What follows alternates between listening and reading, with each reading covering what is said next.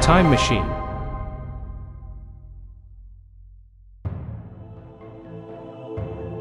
Momies et sarcophages dans l'Égypte antique.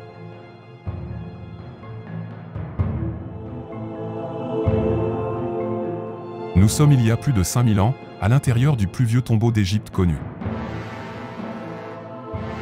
Il y règne une atmosphère pesante et angoissante.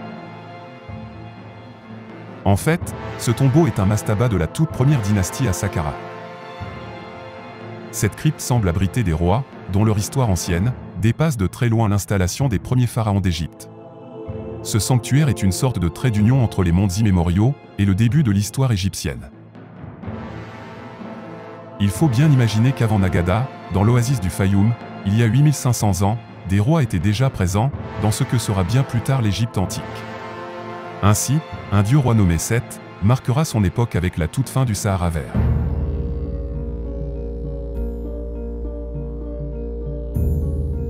Nous survolons la terre des dieux et ce mastaba, sous un soleil écrasant. Subitement surgit du sol un scarabée géant. Signe avant-coureur de la momification des rois.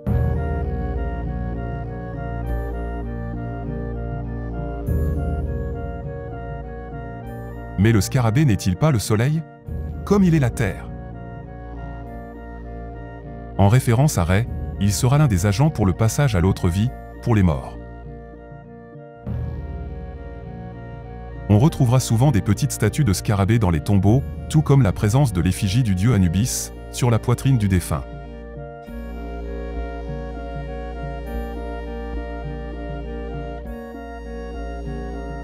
Nous voici devant le rituel d'embaumement des morts dans la salle des défunts. La croyance en l'immortalité de l'âme, pour les Égyptiens et la mort, n'était pas la fin, mais le début d'une nouvelle vie dans l'au-delà. Ils croyaient bien sûr en l'immortalité de l'âme et en la nécessité de préserver le corps en parfait état pour que l'esprit du défunt puisse revenir à lui après sa mort.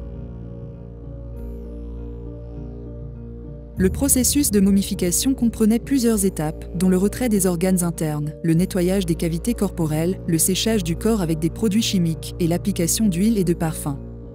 Le corps était ensuite enveloppé dans de multiples couches de bandage. Les vases canopes, au nombre de 4, étaient destinés à recevoir les viscères embaumés du défunt. Ils étaient fabriqués en albâtre, en céramique ou en faïence et étaient déposés près du sarcophage, dans la chambre funéraire du tombeau.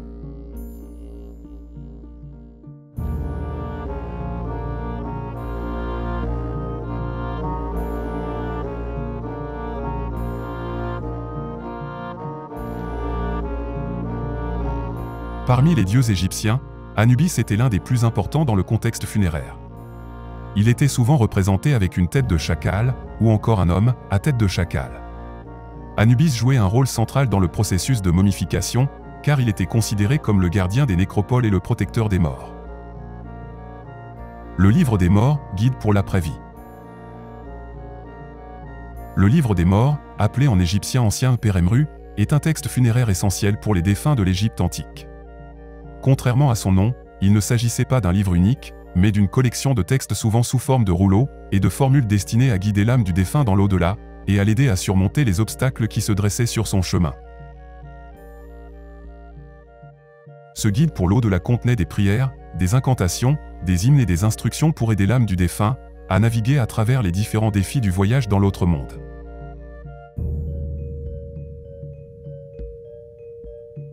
Le livre des morts était personnalisé pour chaque individu, et son contenu pouvait varier en fonction des besoins spécifiques du défunt. Il était souvent enterré avec le corps ou inscrit sur les parois des tombes pour que l'âme puisse s'y référer.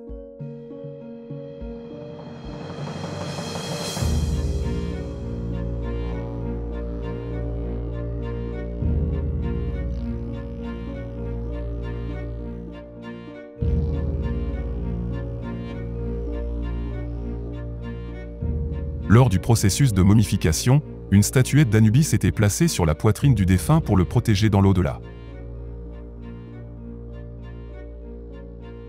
On croyait également qu'Anubis guidait l'âme du défunt à travers le jugement de l'âme, où le cœur du défunt était pesé contre la plume de Maat, la déesse de la vérité et de l'ordre.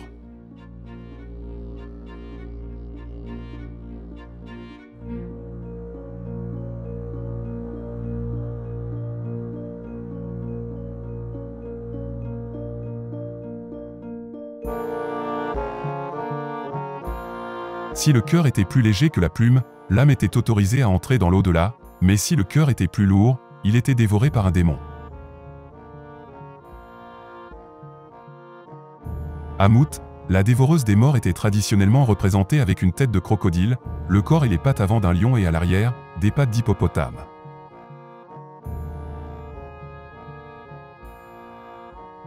Anubis était également associé à la préparation du corps, à la momification et à la protection des tombes. Sa présence rassurante dans les rites funéraires était d'une grande importance pour les anciens Égyptiens.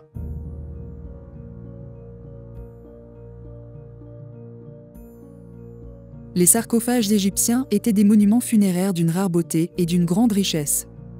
Ils joueront un rôle crucial dans la compréhension de l'art et de la culture de l'Égypte ancienne.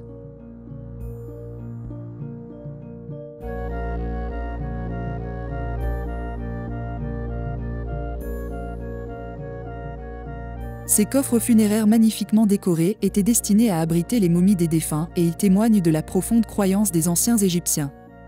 La vie après la mort était un moment sacré pour cette brillante civilisation. Ainsi, leur désir profond était de s'assurer un voyage serein vers l'au-delà.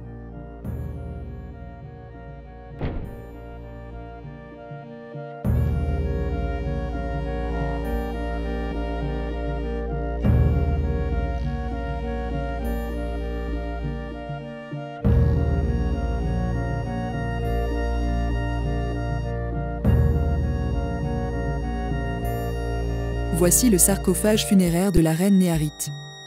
Elle était la grande épouse du roi Téti Ier et elle est datée de 2200 ans avant notre ère. Il est important de noter que l'épouse du premier roi de la 6e dynastie de l'Ancien Empire, remontant à plus de 4000 ans, avait exactement les mêmes privilèges que les monarques masculins en matière de sépulture.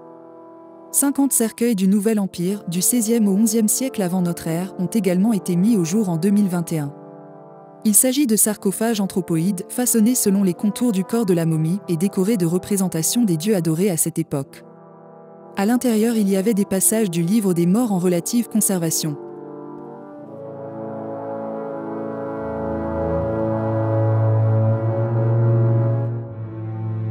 Nous entrons dans une riche sépulture d'un monarque du Premier Empire. Il reposait sous un ciel étoilé représentant la voûte céleste. Les murs étaient couverts de textes sacrés avec des recommandations pour les morts, pour leur vie d'après. Parfois des provisions de vin et de nourriture étaient disposées à côté du monument funéraire du pharaon. Très peu de tombeaux sont restés intacts de nos jours.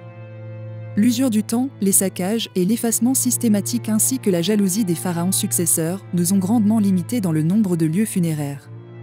Aussi nous vous montrons une représentation en 3D imaginaire, mais qui reste fidèle tout de même aux proportions.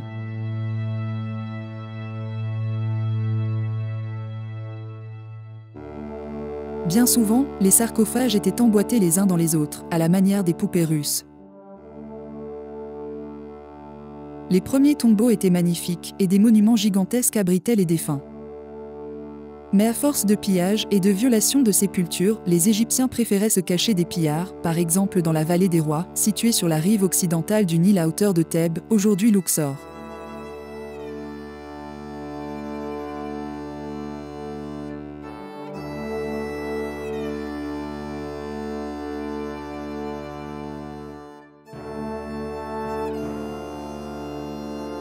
Cependant, malgré l'idée reçue, il est peu probable que les pyramides de Gizeh soient des tombeaux royaux.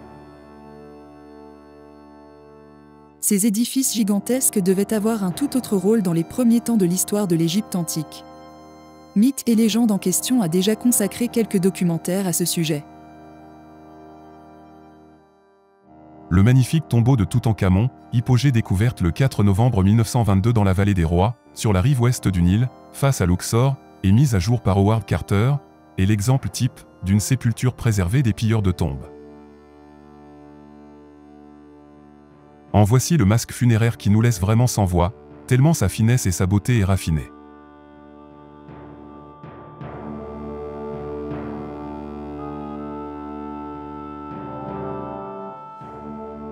Les femmes et leurs chants d'accompagnement des morts auront eu un rôle essentiel dans le rituel égyptien. L'Égypte et ses mystères restent souvent représentés par l'idée même des momies et de ces sarcophages. Obélisques et pyramides font aussi partie du paysage onirique de cette grande civilisation disparue. Tout comme le scarabée, le scorpion sera aussi un symbole de l'Égypte, avec son célèbre pharaon Narmer, le tout premier de la dynastie de Basse et Haute-Égypte, unificateur du pays. Sous le regard bienveillant et protecteur des dieux d'Égypte, de la croix en quai, et de la protection du dieu Anubis, l'histoire des momies et de ces sarcophages sont parvenues jusqu'à nous. C'est grâce aussi au système d'écriture figurative de l'Égypte antique, sous forme de hiéroglyphes, de cartouches, ainsi que ses nombreux papyrus, que cette civilisation nous est connue. Telle est l'histoire de la civilisation égyptienne. Dans chaque sanctuaire oublié, un tombeau de roi, ou encore à l'honneur des dieux, faisait partie du quotidien de l'Égyptien lambda. Des splendides et riches sarcophages à la beauté inégalée, emplissent nos yeux d'émerveillement. Certains coffres, ou couffins de pharaons ressemblaient étrangement à l'arche d'alliance de Moïse, mais ceci est une toute autre histoire.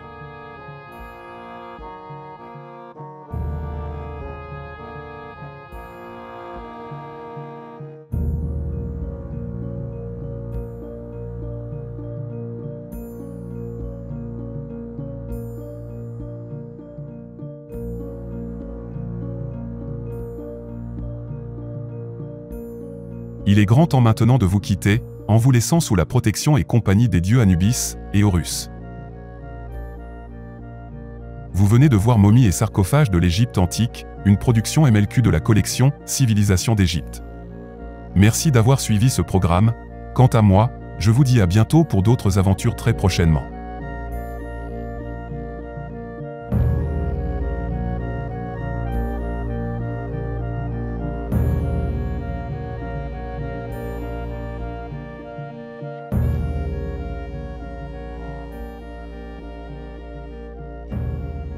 Momies et sarcophages dans l'Égypte antique.